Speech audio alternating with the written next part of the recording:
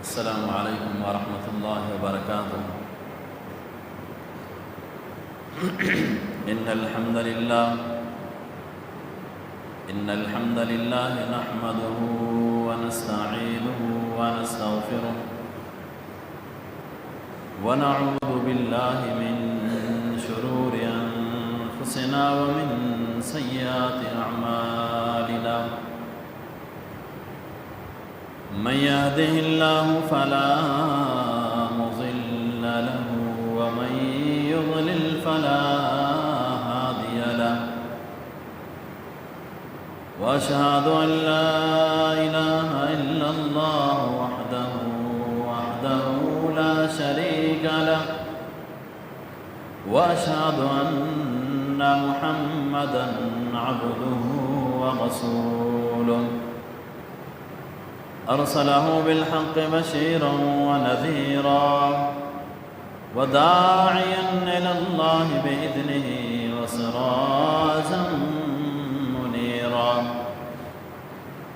أما بعد فإن خير الكتاب كتاب الله وخير الهدي هدي محمد صلى الله عليه وسلم وشر الأمور محدثاتها فإن كل محدثة بدعة وكل بدعة ضلالة وكل ضلالة في النار.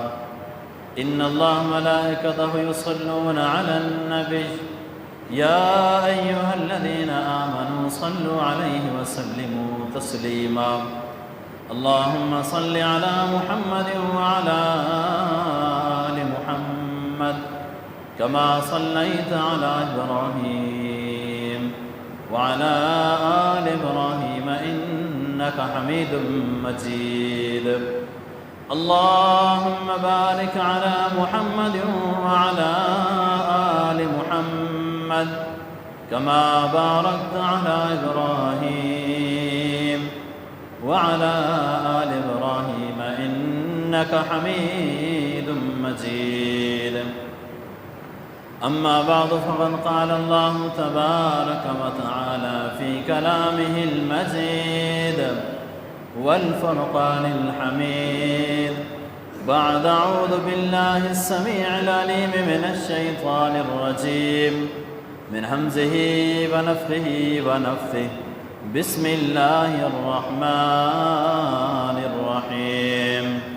إن الذين جاءوا بالإفك عصبة منكم لا تحسبوه شرا لكم بل هو خير لكم لكل امرئ منهم ما اكتسب من الإثم والذي تولى كبره منهم له عذاب عظيم.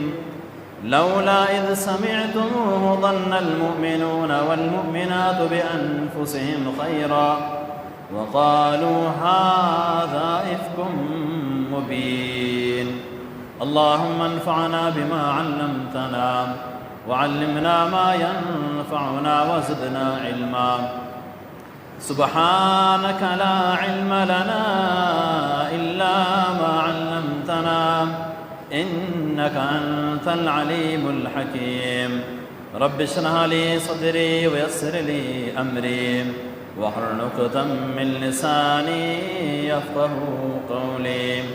رب زدني علما ورب زدني علما ورب زدني علما. اللهم إنا نسألك علما نافعا ورزقا طيبا واسعا وعملا متقبلا.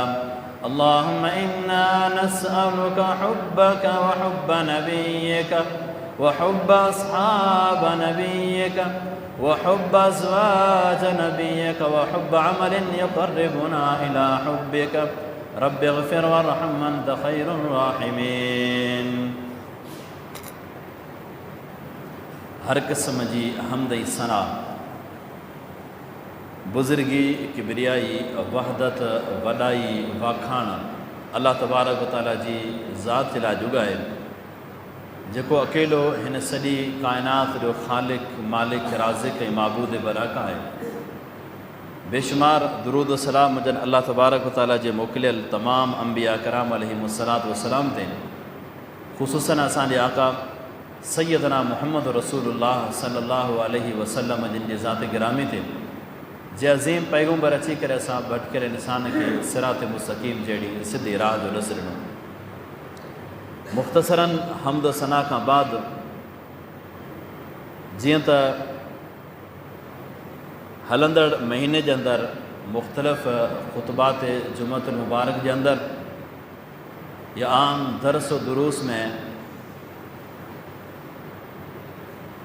हिकु अज़ीम जमायत जेका मौज़ूअ बहस रहंदी आहे ऐं रही बि आहे, उहा अल्लाह जे पैगम्बर अलैहिस्सलाम जे सहाबा किराम जी जमायत, जंहिंमें रसूल करीम अलैहिस्सलाम जा आम सहाबी ऐं अहले बैत सभई शामिल अची वञनि था।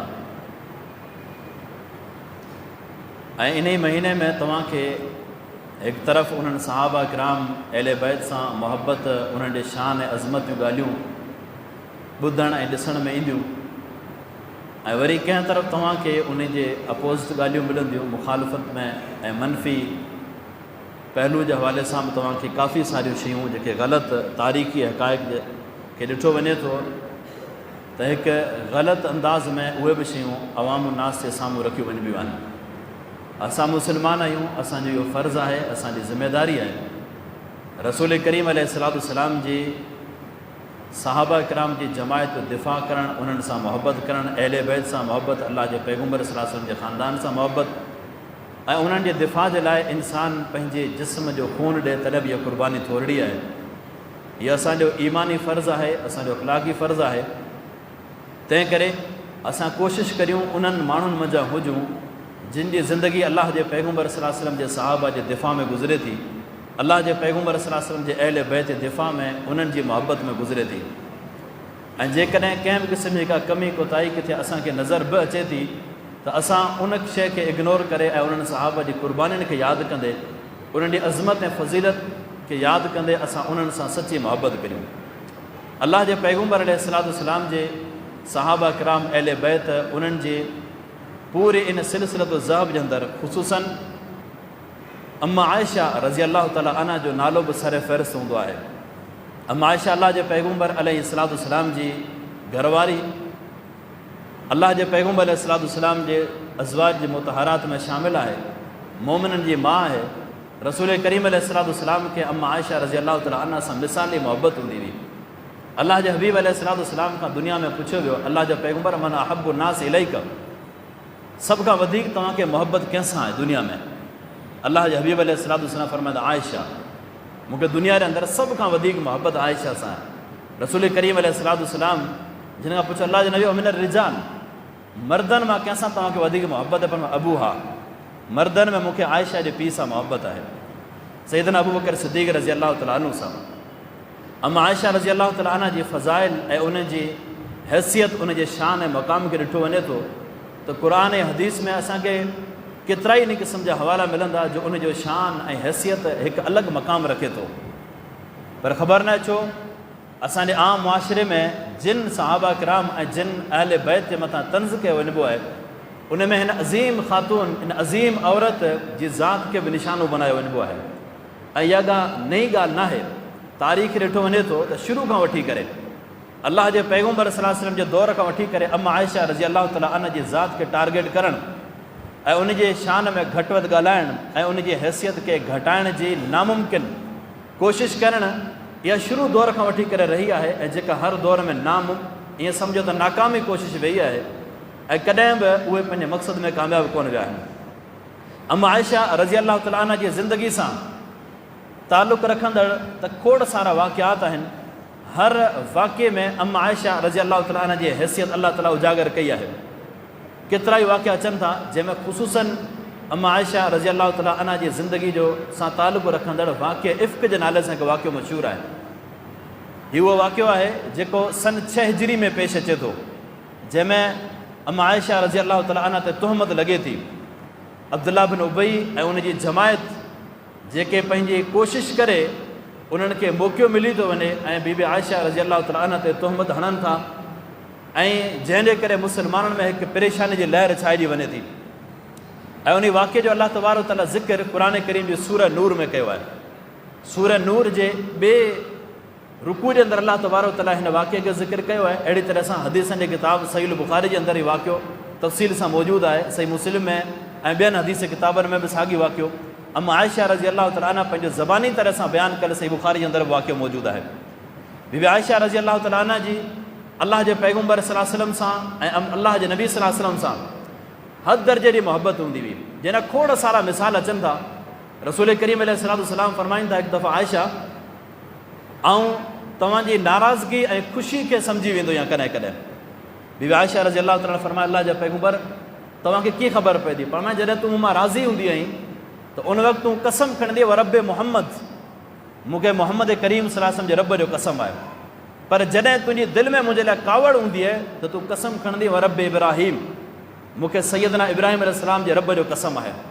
अम्मा आयशा रज़ी अलाह तआला अन्हा जो जवाबु हिकु सोन जे अखरनि सां लिखण जे क़ाबिल आहे। चवणु लॻे अल्लाह जो पैगम्बर सल्लल्लाहु अलैहि वसल्लम ला अहजुरु इल्ला इस्मक, जॾहिं मुंहिंजी दिलि में कावड़ बि हुजे न ऐं ज़बान ते खणी तव्हांजो नालो कोन आणींदी आहियां, पर दिलि में मोहबत उहा ई तव्हां सां हूंदी आहे। नाराज़गी केतिरी बि हुजे, कावड़ छा बि हुजे, लेकिन दिलि में ज़रे बराबरि मोहबत में घटिताई कोन थींदी आहे। नबी अलैहिस्सलाम जन हिकु दफ़ा अल्लाह ताला जे हुकुम सां सभिनी अज़वाज मुतहरात खे इख़्तियार ॾींदा था।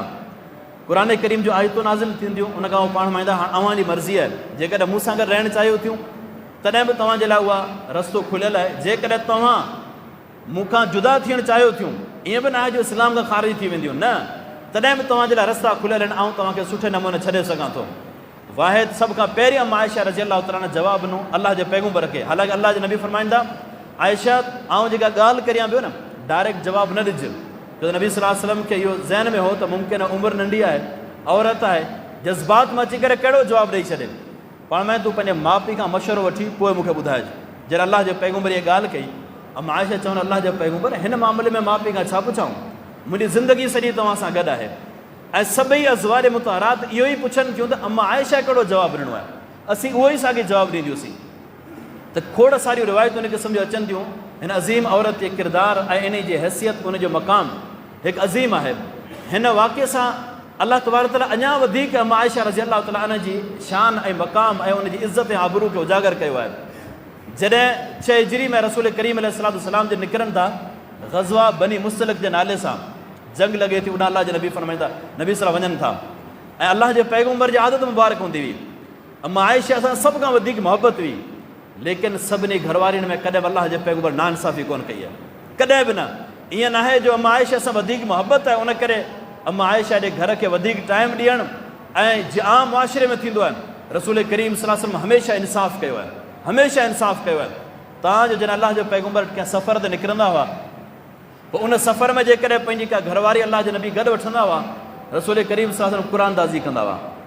जंहिंजो नालो निकिरंदो उनखे गॾु वठंदा हुआ, पोइ चाहे अम्मा आयशा जो नालो निकिरे, चाहे कंहिं ॿी घरवारी जो नालो निकिरे। त हिन सफ़र में अम्मा आयशा रज़ी अलाह तआला अन्हा जो कुणो निकिरे थो ऐं अल्लाह जे पैगम्बर सां गॾु सफ़र करे थी। वापसी जॾहिं वरनि था त वापसी में रस्ते में ईंदे कंहिं जॻह ते राति जे टाइम ते आराम जे लाइ थोरी देरि वेहनि था, उन जॻह ते अम्मा आयशा रज़ी अलाह तआला अन्हा पेशाब जी नियत सां थोरो काफ़िले खां साइड ते निकिरी वञे थी।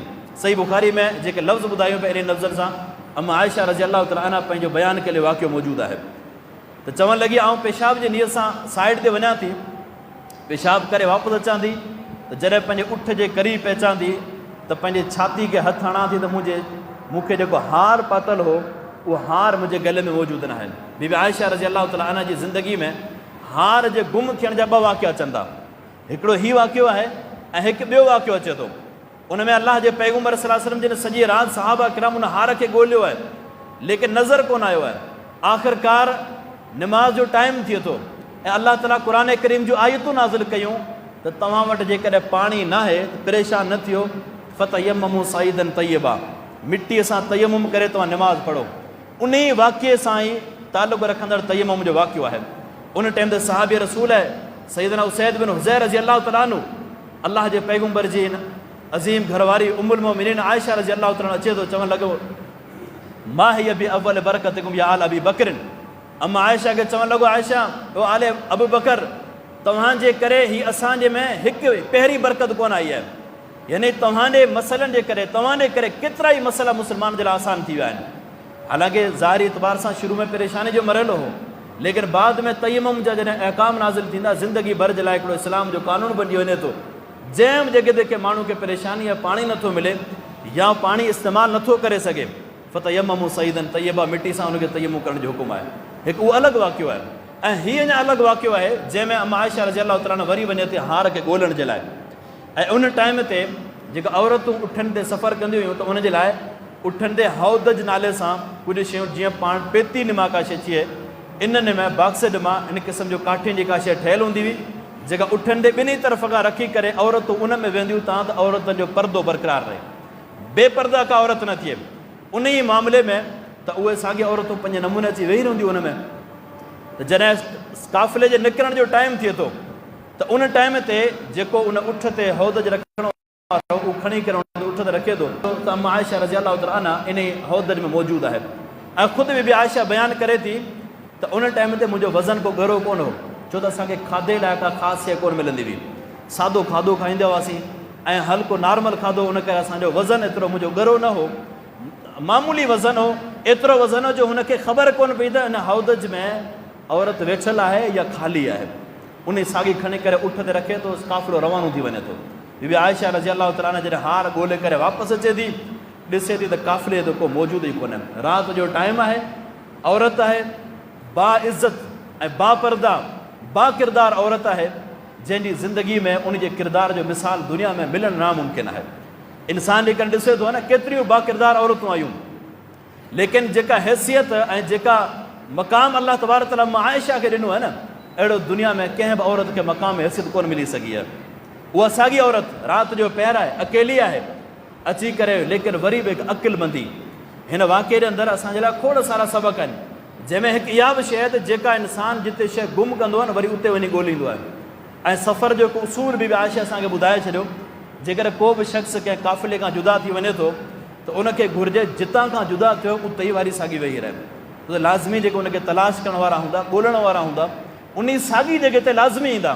बीबी आयशा ज़रे बराबरि उन जॻह ते कोन थी थिड़े ऐं उन ई जॻह ते ई रहे थी, छो त ख़बर हुई अॻियां जंहिं बि जॻह ते महसूसु कयूं त हिन साॻी जॻह ते वरी बि ईंदा, वरना उतां जेकॾहिं पीछो करे काफ़िले जो ख़बर न किथां निकिरिया, रस्ते जी ख़बर पवे या न पवे। बीबी आयशा रज़ी अलाह ताला अन्हा उते लेटां थी। अलाह तबारक तआला ॾिसो केतिरो हिकु औरत जी इज़त खे बचाइण जे लाइ अलाह तबारक तआला हिकु मौक़िया जेको सो हमवार कया आहिनि। ॿियो आहे फरमाए त मूंखे निंड अची वञे थी, निंड अची वञे थी, टाइम ते सुम्ही पवां। करीम सल्लल्लाहु अलैहि वसल्लम जे काफ़िले में आदत हूंदी हुई हिकु, उहा हीअ हूंदी त नबी सल्लल्लाहु अलैहि वसल्लम कॾहिं कॾहिं काफ़िलो कढंदा हुआ त अॻु में कुझु माण्हू मोकिलींदा हुआ रस्ते जी मालूमात जे लाइ ऐं उन हवाले सां बि। ऐं ॿिए नंबर ते नबी सल्लल्लाहु अलैहि वसल्लम कुझु माण्हू हर काफ़िले जे पोयां छॾींदा हुआ त तव्हांखे काफ़िले जे निकिरण खां बाद में 1 कलाक या 2 कलाक या कुझु देरि खां बाद में अचिणो आहे। मुमकिन आहे काफ़िले में को माण्हू रहिजी वञे थो, कंहिंजी का शइ किरी पवे थी, कंहिंजी का शइ विसरी वञे थी। उन जे लाइ अलाह जे नबी सल्लल्लाहु अलैहि वसल्लम हिन सफ़र में सफ़वान बिन मुअत्तल असुलमी रज़ी अलाह ताला अन्हु अज़ीम सहाबी रसूल आहे, उन ई सहाबी जी ड्यूटी लॻे अलाह जे पैगंबर त तुंहिंजी ड्यूटी हीअ आहे, काफ़िलो निकिरी वेंदो ऐं तोखे सुबुह जे यानी फजर खां बाद में अचिणो आहे, जॾहिं सुजाॻो थी वञे, रोशनी थी वञे हली, उन खां पोइ तोखे निकिरणो आहे। सफ़वान बिन मुअत्तल असुलमी जॾहिं ॾिसे थो त का शइ साम्हूं नज़र अचे पई, वञी जॾहिं वेझो वञे थो त ॾिसे थो त हिकु औरत जेका लेटी पई आहे ऐं उन टाइम ते सिर्फ़ु चवे थो इन्ना लिल्लाहि व इन्ना इलैहि राजिऊन। ऐं इहा हिकु मोमिन जो किरदारु अलाह ताला क़ुर करीम में ज़िक्र कयो आहे। असांजे ज़हन में इहा शइ त इहे लफ़्ज़ तॾहिं ई पढ़णा जॾहिं को फ़ौत थी वञे। न क़ुर करीम जे अंदरि अलाह फरमायो अल्लज़ीना इज़ा असाबतहुम मुसीबतुन क़ालू इन्ना लिल्लाहि व इन्ना इलैहि राजिऊन।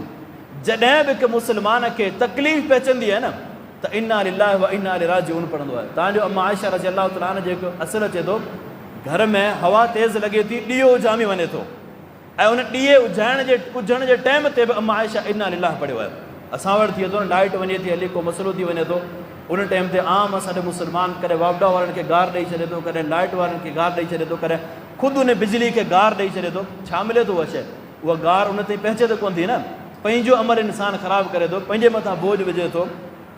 तंहिंजे करे हर मुसीबत जे टाइम ते इहो लफ़्ज़, इहो जुमिलो हिकु मुस्लमान जो किरदारु आहे। हिकु मुस्लमान जो असरु हुअणु खपे। त अम्मा आयशा खे ॾिसी करे सफ़वान बिन मुअत्तल सुलमी इन्ना लिल्लाह पढ़े थो ऐं बीबी आयशा फरमाए थी परदे जे अहकामनि खां अॻु में मूंखे सफ़वान ॾिठो हो तंहिं करे सुञाणी वियो हुयो, वरना परदे खां बाद में ख़बर पवंदी भई कहिड़ी औरत आहे।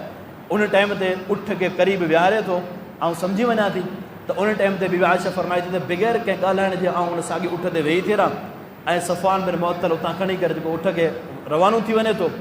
अॻियां वञी करे जॾहिं मदीने जे वेझो काफ़िलो उते वरी बीहे थो त जॾहिं ख़बर पइजी त अम्मा आयशा रज़ी अलाह तआला अन्हा काफ़िले में मौजूदु ई कोन्हे, परेशान थींदा मुस्लमान। अब्दुल्ला बिन उबई मुनाफ़िक़नि जो सरदार हो, लेकिन मुस्लमान जे रूप में हमेशह हलंदो हो, इस्लाम जे रूप में। यादि रखी छॾियो, हमेशह चवंदा आहिनि त ॿाहिरि जो चोर ऐं दुश्मन एतिरो नुक़सानकार कोन हूंदो आहे जेतिरो घर जो दुश्मन नुक़सानकार हूंदो आहे। इस्लाम खे जेतिरे क़दुरु नुक़सानु मुनाफ़िक़नि, ख़ारिजियनि ऐं तकफ़ीरियुनि ॾिनो आहे, एतिरो शायदि कंहिं इस्लाम खे नुक़सानु ॾिनो हुजे। जेके रूप इस्लाम जो धारींदा आहिनि, इस्लाम जे रूप में, दीन जे रूप में अची करे दीन खे नुक़सानु ॾींदा आहिनि, इहो ॿाहिरीं दुश्मन खां, यहूदी, ईसाई ऐं मुशरिक खां वधीक ख़तरनाक इहे हूंदा आहिनि। अब्दुल्ला बिन उबई इन रूप में हो, हमेशह मुस्लमान इस्लाम जो नालो ज़बान ते वठंदो, कलमो वठंदो, लेकिन उनजो किरदारु, उनजी दिलि, उनजी नियत, उनजा इरादा सभु इस्लाम, मुस्लमाननि, अलाह जे पैगम्बर, सहाबा इन्हनि जे ख़िलाफ़ु हुआ। मुस्लमान खे नुक़सानु कीअं ॾियणो आहे, इस्लाम खे ख़तमु कीअं करिणो आहे, सहाबा सां दुश्मनी कीअं रखणी आहे, इहो उनजो ज़िंदगी जो किरदारु हो। अब्दुल्ला बिन उबई उन टाइम ते अफ़वाह पकिड़े छॾी, नऊज़ बिल्लाह सुम नऊज़ बिल्लाह, बीबी आयशा जे बारे में त अम्मा आयशा जा तालुकात हिन मर्द सां ग़लति हुआ, उन करे उन जे करे उतां रहिजी वई आहे। ऐं ख़बर पवे थी थोरी देरि खां पोइ वाक़ई महसूसु थिए थो त बीबी आयशा उठ ते सवार आहे ऐं सफ़वान बिन मुअत्तल उठ कायो अचे पियो। अलाह जो पैगम्बर सल्लल्लाहु अलैहि वसल्लम जी ॻाल्हि पइजे थी, सहाबा किराम अलाह जो पैगम्बर परेशान आहिनि, लेकिन अम्मा आयशा खे का बि ख़बर कान्हे। काफ़िलो मदीने पहुचे थो, मदीने पहुचण खां पोइ अलाह जे पैगम्बर सल्लल्लाहु अलैहि वसल्लम खे परेशानी ऐं टेंशन आहिनि ऐं बीबी आयशा रज़ी अलाह तआला अन्हा इन सफ़र जे थकावट जे करे बीमार थी पवे थी, बुखार अची वञे थो। अम्मा आयशा चवे थी त मूंखे इन वाक़िए जी का बि ख़बर कोन थी पई, छा मसइलो छा न, छो त घर जे घर अंदरि आहिनि। हिन मां हिकिड़ो मसइलो इहो बि असांखे मिले थो त उन वक़्त जो अज़ीम औरतूं, उनजो तालुक़ु सिर्फ़ु पंहिंजे घर जे दीवार ते हूंदो हो, ॿाहिरि दुनिया में छा थिए पियो, छा न पियो थिए, दुनिया छा करे बि, इन सां को तालुक़ु कोन्हे। ऐं अॼुकल्ह असां मुआशिरे में ॾिसूं था त हिकु औरत खे उहा ख़बरचार हूंदी आहे दुनिया जी जेका मुमकिन आहे कंहिं मर्द खे बि न हुजे। अलाह जे पैगम्बर जे घर में मसइलो थिए थो, ॿाहिरि सहाबा किराम में ॻाल्हि पकिड़िजे थी, तव्हांजो अम्मा आयशा जे माउ पीउ जी ॻाल्हि पइजे थी, लेकिन बीबी आयशा फरमाए थी मूंखे ख़बर ई कोन हुई त पोइ मुंहिंजे बारे में हीअ ॻाल्हि उथी आहे। केतिरो ॾींहुं, हिकु ॾींहुं, ॿ ॾींहं, 3 ॾींहं न, महीनो पूरो गुज़री वञे थो, पूरो महीनो गुज़रे थो, लेकिन बीबी आयशा खे ख़बर ई कोन थी पए त मुंहिंजे बारे में ॻाल्हि थी आहे। आख़िरकार हिकु राति बीबी आयशा रज़ी अलाह तआला अन्हा पेशाब जी नियत सां निकिरे थी। राति जे टाइम ते बाराड़ी जो माहौल उन टाइम ते हो, हिन वक़्तु बाराड़ी में इहा शइ हूंदी त औरतूं यानी वाशरूम वग़ैरह जो निज़ाम कोन हूंदो, ॿाहिरि वञी बीबी आयशा फ़ौरन चवे थी, जॾहिं घर में ईंदा हुआ सिर्फ़ु एतिरो पुछंदा कैफ़ तीक, तव्हांजा कहिड़ा हाल आहिनि, तबियत कीअं आहे, सिर्फ़ु एतिरो पुछंदा हुआ, वधीक मन कोन चवंदा। पर वरी कॾहिं ज़हन में इहा शइ बि मुमकिन आहे मुंहिंजी तबियत सही न आहे, बीमार आहियां, उन करे वधीक मूंखे डिस्टर्ब कोन था कनि। लेकिन वरी उन ॾींहुं मूंखे यकीन थिए अलाह जे पैगम्बर खे ई नाराज़गी आहे। बीबी आयशा फरमाई थी, आउं घर अचां थी, सॼी राति मूंखे निंड कोन थी अचे ऐं राति जो मुंहिंजे अखियुनि मां उहा ॻाल्हि ॿुधण खां पोइ जीअं लुड़क वेहणु शुरू कनि था, सुबुह ताईं मुंहिंजे अखियुनि मां हिकु लुड़क बंदि कोन थो थिए। हिकु अज़ीम किरदार वारी औरत आहे, बा किरदार ऐं हिकु ख़ानदानी हैसियत रखंदड़ औरत, उन जे बारे में जेकर इन क़िस्म जी ॻाल्हि उथे यकीननि उन जो सुख ऐं चैन फिटी वेंदो हलियो।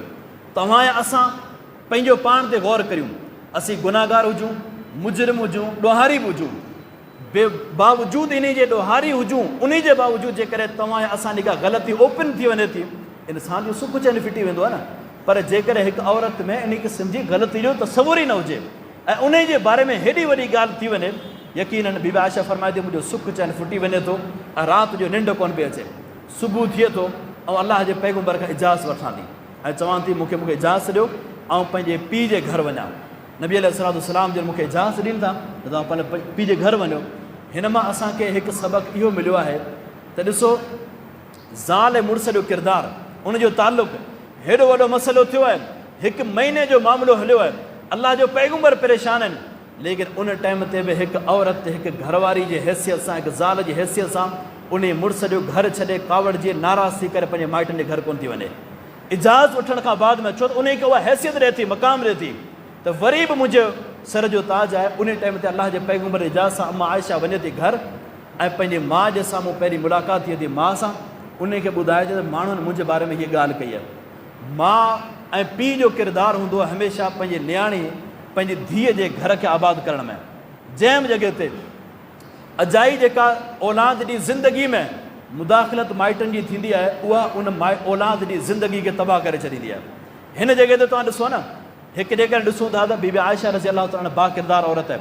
हिकु महीने जो मसइलो थियो आहे, अलाह जो पैगम्बर परेशान आहिनि, माउ पीउ कंहिं बि क़िस्म जी का तरफ़दारी कोन कई आहे, कंहिं बि क़िस्म जी तरफ़दारी कोन कई आहे, बल्कि पंहिंजी नियाणी खे, पंहिंजी धीअ खे अलाह जे पैगम्बर सल्लल्लाहु अलैहि वसल्लम जी घरवारी अम्मा आयशा रज़ी अलाह ताला खे उनजा माउ पीउ सम्झाइनि था। पहिरीं माउ सम्झाए थी बीबी आयशा रज़ी अलाह ताला खे, तूं फ़िक्र न कर, दुनिया में उसूल आहे, जंहिं बि औरत सां उनजो मुड़ुसु वधीक मुहबत कंदो आहे न, उन सां बाक़ी बि औरतूं ज़रूरु हसद कंदियूं आहिनि। तंहिंजे करे इन शइ में तूं टेंशन न कर, तूं जे करे बरी आहीं त अलाह तोखे ज़रूरु हिकु ॾींहुं बरी कंदो। बीबी आयशा खे दिलि जोई ॾिए थी, लेकिन बीबी आयशा चवे थी मुंहिंजो रुअण किथे थो रुकिजे। वरी पंहिंजे माउ खां पुछियमि त अम्मा भला अलाह जे पैगम्बर खे, पंहिंजी नबी सलाम चवनि, उनखे बि ख़बर आहे सॼी। बीबी आयशा रज़ी अलाह ताला जे जवाब ते मां हा में जवाबु ॾिनो। अम्मा आयशा चवे थी मूंखां एतिरो रुअण जो आवाज़ु निकितो जो मुंहिंजे अलॻि ॿिए घर में मुंहिंजो पीउ मौजूदु अबू बकर सिद्दीक़ रज़ी अलाह ताला उहो आवाज़ु हिन ॿुधे थो, मूं वटि अचे थो त मूंखे वरी दिलि जोई ॾिए थो। ऐं अबू बकर सिद्दीक़ रज़ी अलाह ताला उन टाइम ते बि हिकु तारीख़ अल्फाज़ थिया आहिनि बीबी आयशा खे त तव्हां अलाह जे पैगम्बर जे घर में वञो। हीअ बि माउ पीउ आहिनि, लेकिन तरफ़दारी जी लेवल पंहिंजी जॻह ते थी आहे। इन जॻह ते घर तुंहिंजो हू अलाह जे पैगम्बर सल्लल्लाहु अलैहि वसल्लम जो आबाद थके, तोखे हू ई घर करिणो आहे। लेकिन वरी नबी सल्लल्लाहु अलैहि वसल्लम जिन उन टाइम ते मस्जिद में वञनि था, अलाह जो पैगम्बर परेशान आहिनि कुझु टाइम ते, बाद में अलाह जो पैगम्बर सहाबा किराम जी मीटिंग घुराइनि था मस्जिद में। नबी सल्लल्लाहु अलैहि वसल्लम खे आसार मिली वञनि था त ॻाल्हि कूड़ी आहे। आसार कुझु इहे मिलनि था, अलाह जे पैगम्बर तहक़ीक़ कई अथनि, रिसर्च कई अथनि, डायरेक्टली को फ़ैसिलो कोन कयो अथनि। नबी सल्लल्लाहु अलैहि वसल्लम जिन तहक़ीक़ कई, सभिनी सहाबा खां मशवरो वरितो आहे ऐं हर सहाबी बहितरीनु मशवरा ॾिना। कंहिं सहाबी इहो मशवरो ॾिनो, अलाह जे पैगम्बर तव्हांजे लाइ आयशा जी चूंड कंहिं कई आहे? त अलाह जो कोन, मुंहिंजे लाइ चूंड अलाह ताला कई आहे। त उन सहाबी बि जवाबु ॾिनो, जेकॾहिं रब तुंहिंजे लाइ आयशा जी चूंड कई आहे न, फ़ैसिलो रब ई कंदो, फ़ैसिलो रब कंदो, तुंहिंजी चूंड कोन थियल आहे। ऐं बीबी आयशा रज़ी अलाह ताला अन्हा उन एज़ाज़ में शामिल आहे ऐं अलाह जे पैगम्बर सल्लल्लाहु अलैहि वसल्लम जी इन जे करे वधीक मुहबत हुई। बहरहाल उन खां पोइ नबी सल्लल्लाहु अलैहि वसल्लम ते ॿियो मशवरो इहो बि अचे थो त तव्हां ॿियनि घरवारियुनि खां पुछो। अलाह जे पैगम्बर सल्लल्लाहु अलैहि वसल्लम जिन पुछनि था, सभ खां पहिरीं बीबी ज़ैनब खां, ऐं बीबी ज़ैनब बीबी आयशा रज़ी अलाह ताला अन्हा जे मुक़ाबले जी औरत हुई, जंहिंसां अलाह जे पैगम्बर खे वधीक मुहबत हुई। ऐं इन ई जॻह ते बीबी ज़ैनब रज़ी अलाह ताला अन्हा बीबी आयशा रज़ी अलाह ताला जे किरदार जी गवाही ॾिए थी, बाक़ाइदा पाक दामिनी जी गवाही ॾिए थी। ऐं बीबी ज़ैनब उहा औरत हुई जंहिंजो निकाह ख़ुदि अलाह तबारक तआला क़ुर करीम जी आयत जे ज़रिए सां पढ़ायो। ऐं उन करे बीबी ज़ैनब ॿियनि औरतुनि खे चवंदी हुई, तव्हां उहे औरतूं आहियूं जंहिंजो निकाह अव्हां जे माइटनि करे ॾिनो अलाह जे पैगम्बर सां, लेकिन आउं उहा औरत आहियां जंहिंजो निकाह अलाह ताला आसमान खां क़ुर करीम जो आयतूं नाज़िल करे मुंहिंजो रब मुंहिंजो निकाह करायो आहे। लेकिन बीबी ज़ैनब रज़ी अलाह ताला अन्हा बि अम्मा आयशा रज़ी अलाह ताला अन्हा जे किरदार जी गवाही ॾिनी आहे। उन खां पोइ अलाह जे पैगम्बर सां हिकिड़ो मशवरो इहो बि अचे थो त अम्मा आयशा रज़ी अलाह ताला अन्हा जेके घर ख़ादिमा हुई, पानी हुई, बरीरा रज़ी अलाह ताला अन्हा, बरीरा जी पंहिंजी हिकिड़ी तारीख़ आहे, उहा बरीरा उन खां तव्हां पुछो रज़ी अलाह ताला अन्हा। त बीबी बरीरा खे अलाह जो पैगम्बर पुछनि था त तूं लाज़मी आहे की घर में रहीं थी, गॾु रहण जे करे तव्हांखे आयशा जो किरदारु कीअं लॻो आहे? बीबी बरीरा ॿुधाए थी त मूंखे आयशा रज़ी अलाह ताला अन्हा में ॿी का बि ॻाल्हि नज़र कोन आई आहे, लेकिन हिकिड़ी ॻाल्हि ज़रूरु नज़र आई आहे, उहा हीअ आई त हिन जी तबियत में निंड घणी आहे। वाक़ई में तव्हां शुरू में ॿुधायव न त हेॾो वॾो परेशान कंदड़ मामिलो आहे, हेॾो वॾो मसइलो थियो, लेकिन अम्मा आयशा वरी बि जॾहिं वण जे पासे में अचे थी न, उते साॻी निंड अची वञे थी। त चवणु लॻी निंड अची सघे थी, मुमकिन आहे। तव्हांजो बि बरीरा बयानु करे थी त कॾहिं कॾहिं ईअं थींदो आहे, घर में अटो मलींदे ताते दाज न तो फता कुलुम, उहा साॻी कॾहिं कॾहिं अम्मा आयशा अटो मलींदी पई आहे, अटो मलींदे मलींदे निंड अची वेंदी आहे ऐं घर मां का ॿकरी ईंदी आहे, उहा अटो सॼो खाई वेंदी आहे। इन लेवल ते तबियत ज़रूरु आहे, मुमकिन आहे किथे निंड अची वई हुजे। बाक़ी किरदार जे हवाले सां मूं कॾहिं ज़िंदगी में शइ अम्मा आयशा जी ज़िंदगी में कोन थी आहे। अलाह जो पैगम्बर सल्लल्लाहु अलैहि वसल्लम जा मुख़्तलिफ़ सहाबा किराम खां मशवरा वरिता, नबी अलैहि सलाम खे मशवरा मिलिया मुख़्तलिफ़। पोइ अलाह जे पैगम्बर जिन तहक़ीक़ खां पोइ इहा ॻाल्हि ज़ाहिर थी त सॼो जेको ईअं सम्झो त किरदारु आहे उहो अब्दुल्लाह बिन उबई जो आहे। रसूल करीम सहाबा खे गॾु कनि था मस्जिद में, ऐं नबी अलैहि सलाम जन फरमाइनि था त हिकु माण्हू मूंखे ईज़ायो आहे, तकलीफ़ ॾिनी आहे, तव्हांजो अॼु मुंहिंजे घर वारनि जे इज़त मथां हुन आङुर कई आहे ऐं हुन माण्हू मूंखे ज़िंदगी में तंग कयो आहे, भला हुन मां मुंहिंजी जान केरु छॾाईंदो। अब्दुल्ला बिन उबई ॾांहुं इशारो, ऐं अब्दुल्ला बिन उबई जो तालुक़ जेके मदीने जा 2 क़बीला मशहूरु हुआ न, औस ऐं ख़ज़रज, उनमें ख़ज़रज सां तालुक़ हो। त उन में जेको साम्हूं वारो क़बीलो औस, उन मां सैयदना साद रज़ी अलाह ताला जो नाले सां उथी बीहे थो। चओ अलाह जो पैगम्बर तव्हां हुकुम करियो, जेकॾहिं उहो साॻी माण्हू असांजे मदे मुक़ाबिल ख़ज़रज जे क़बीले जो हूंदो त उनजो फ़ैसिलो असांजी तलवार कंदी, ऐं जेकॾहिं उहो माण्हू जेको तव्हांखे तकलीफ़ ॾियण वारो असांजे ख़ानदान मंझां हूंदो त जेको तव्हांजो हुकुम हूंदो न, उहो असीं हुकुम ते अमल कंदासीं। असीं जॾहिं अलाह जे पैगम्बर जे सहाबी सैयदना साद रज़ी अलाह ताला अन्हु इहो ऐलान कयो त साम्हूं वारो जेको क़बीलो हो न, उन क़बीले जो अॻुवाण, उनजो नालो बि साद रज़ी अलाह ताला अन्हु सहाबी हो, उथी बीहे थो ऐं चवे थो त तव्हां असांजे क़बीले जे माण्हू जो कीअं फ़ैसिलो कंदा। हिन जॻह ते अम्मा आयशा रज़ी अलाह ताला अञा बयानु कयो आहे त जेको साद रज़ी अलाह ताला उथियो न, ॾाढो नेक माण्हू हो, लेकिन कॾहिं कॾहिं इंसान खे जेका क़ौमी गैरत हूंदी आहे, क़ौमियत हूंदी आहे न, उहा इंसान खे ख़बर न आहे किथे पहुचाए छॾींदी आहे। हमेशह जेके बि क़ौमूं दुनिया में कमज़ोर थियूं आहिनि ऐं जिन बि क़ौमनि जो ज़वाल आयो आहे, उहा तॾहिं थी आहे जॾहिं असबियत उन में इंसान में अची वञे थी। हिकु हूंदी आहे क़ौम परवरी, ॿियो हूंदो क़ौम परसी। क़ौम परसी जे नाले तां असांजे मामले में मुंहिंजी क़ौम जो माण्हू ग़लति बि हुजे त मूंखे दिफ़ा उनजो करिणो आहे। मुंहिंजो ज़बान रखंदड़ माण्हू भले ग़लति हुजे, चोर हुजे, डाकू हुजे, लेकिन मूंखे दिफ़ा उनजो करिणो आहे। इस्लाम इन जी सख़्तु मुज़म्मत कई आहे। इस्लाम क़ौम परसी जो पाड़ू पटे छॾियूं आहिनि। दीन इस्लाम पंहिंजनि खे पंहिंजा नवाज़ी इन्हनि शयुनि खां परे हटण जो हुकुम ॾिनो आहे। हिन जॻह ते सहाबा किराम जी जमायत रज़ी अलाह ताला अन्हु अजमईन, जिन जो ईमान, जिन जूं मुहबतूं मिसाली हुयूं, लेकिन जंहिं बि जॻह ते थोरा घणी का कमी कोताही आई आहे न, त हिन जॻह ते कहिड़ी शइ, ही क़ौम जी शइ आहे त हू फलां क़बीले जो माण्हू आहे, हालांकि सहाबी आहे, साम्हूं जवाबु ॾींदड़ सहाबी रसूल आहे, ऐं मैदान मस्जिद नबी जो आहे, ऐं उन जॻह ते अलाह जो पैगम्बर मौजूदु आहिनि। लेकिन ॾिसो कंहिं जॻह ते इंसानी नाते सां का मामूली ग़लती अचे थी, उहा बि ग़लती रब माफ़ु करे छॾी, लेकिन वरी बि कहिड़ी शइ क़ौमी शइ उभारे छॾियो आहे त मुंहिंजे क़बीले जो माण्हू तव्हांखे फ़ैसिलो कंदा। अलाह जो पैगम्बर हुनखे ख़ामोश कराइनि था, सहाबा किराम रिज़वान अजमईन खे, ऐं उन खां पोइ रसूल करीम अलैहिस्सलाम जिन वापसि घर अचनि था सैयदना अबू बकर सिद्दीक़ रज़ी अलाह ताला अन्हु वटि, ऐं अलाह जे पैगम्बर सल्लल्लाहु अलैहि वसल्लम जी घरवारी अम्मा आयशा रज़ी अलाह ताला वेठल आहे। चवणु लॻी बीबी आयशा त घर में मौजूदु आई हुयमि, अंसार जूं औरतूं अचनि थियूं मूंखां हाल वाल पुछण जे लाइ। अलाह जो पैगम्बर अचनि था ऐं मूंखां डायरेक्ट सलाम करे मुर्की मिलनि था, ऐं नबी अलैहिस्सलाम जिन मूंखां सॼी ॻाल्हि पुछनि था। ऐं उन ॾींहुं अलाह जो पैगम्बर मूंखां तफ़सीली ॻाल्हि पुछी आहे त पुछनि था, आयशा जेकॾहिं तोखां ग़लती थी आहे त बि ॻाल्हि तव्हां ज़ाहिर करियो, रब गफ़ूर रहीम आहे, ग़लती जी माफ़ी घुरंदे अलाह माफ़ु करे छॾींदो, ऐं जेकॾहिं तोते तोहमत लॻियल आहे तॾहिं बि ॻाल्हि करे छॾियो। बीबी आयशा रज़ी अलाह ताला चवणु लॻी, अलाह जे पैगम्बर जा इहे जुमिला ॿुधण खां पोइ मुंहिंजा लुड़क रुकिजी विया। तेसि ताईं चवे थी मुंहिंजो लुड़क रुकिजे कोन थो, हीअ हिकु ॿरी लॻी वञनि था यको, ऐं एसि ताईं यको रुअंदी वञा। तव्हांजो एतिरे क़दुरु जो मुंहिंजे माउ ऐं पीउ खे इहो डपु थियो त किथे हिन जो अटैक न थी वञे ऐं किथे फौत न थी वञे, एतिरे क़दुरु मुंहिंजो मामिलो रुअण जो वञी पए थो आहे। चवणु लॻी जॾहिं अलाह जे पैगम्बर जा लफ़्ज़ ॿुधमि न, मुंहिंजा लुड़क रुकिजी विया हलिया, ऐं मुंहिंजी ज़बान मां उहे जवाबु निकिरणु शुरू थी विया हलिया जेके कॾहिं मुंहिंजे तसवुर में कोन हुआ। त हीअं अलाह जे पैगम्बर खे जवाबु ॾींदसि। मूं फौरन जवाबु ॾिनो अलाह जे नबी सल्लल्लाहु अलैहि वसल्लम खे त जेकॾहिं हींअर आउं चवां त आउं बेॾोही आहियां ऐं अलाह ॼाणे थो बेॾोही आहियां, तव्हां मूं ते एतमाद कोन कंदा, छो त तव्हां हिकु महीनो पूरो हुननि माण्हुनि जी ॻाल्हियुनि करे परेशान थिया न, जिन मूं ते तोहमत हई आहिनि, तंहिं करे तव्हां एतमाद कोन कंदा। जेकॾहिं आउं चवां ॾोहारी आहियां, तव्हां एतमाद करे वेंदा, लेकिन जॾहिं ॾोहारी आहियां कोन त कीअं ॾोहारी कंदुसि, मुंहिंजो रब मुंहिंजी मदद कंदो। ऐं उन टाइम ते चवणु लॻी त क़ुर करीम जी सूरह यूसुफ जा लफ़्ज़ मूंखे यादि अची विया, जॾहिं यूसुफ अलैहिस्सलाम जे पीउ सैयदना याक़ूब अलैहिस्सलाम चवनि वल्लाहुल मुस्तआन, मदद अलाह मुंहिंजी कंदो आहे। बीबी आयशा फरमाए थी उन टाइम ते मूंखे याक़ूब अलैहिस्सलाम जो नालो ज़हन मां लही वियो, मूं एतिरो चयो त आउं इहो ई चवां थी कमा काल अबू यूसुफ, जीअं यूसुफ अलैहिस्सलाम जो पीउ चयो वल्लाहुल मुस्तआन, मुंहिंजो रब मुंहिंजी मदद कंदो। अलाह जो पैगम्बर घर में मौजूदु आहे। बीबी आयशा फरमाए थी मूंखे यकीन हुई रब मूंखे ज़रूरु बरी कंदो, लेकिन इहा शइ ज़हन में कोन हुई त को मुंहिंजे बारे में क़ुर जूं आयतूं नाज़िल थींदियूं।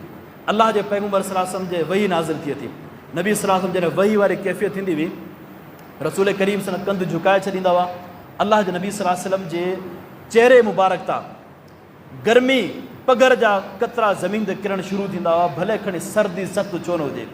बीबी आयशा फरमाए थी अलाह जे नबी सल्लल्लाहु अलैहि वसल्लम जिन जे मथां वही जी कैफ़ियत थी वञे थी ऐं अलाह जे पैगंबर जे चेहरे मुबारक ते पघर थिए थो, गर्मी थिए थी, उन खां बाद में नबी अलैहिस्सलातु वस्सलाम जॾहिं वही वारी कैफ़ियत हटे थी, अलाह जो पैगंबर पंहिंजो चेहरो मुबारक मथे कनि था ऐं नबी सल्लल्लाहु फरमाईंदा अबशिर या आयशा, अबशिरी या आयशा, आयशा तूं ख़ुशि थी वञनि, तोखे ख़ुशख़बरी हुजे, अलाह तोखे बरी करे छॾियो आहे, रब तुंहिंजे बारे में ऐलान नाज़िल करे छॾियो आहे।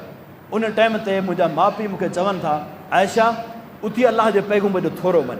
बीबी आयशा फरमाए थी ऐं अलाह जे नबी जो थोरो छो मञा, मूंखे बरी त मुंहिंजे रब कयो आहे न, उन करे आउं पंहिंजे रब जो थोरो मञी ॾिसां।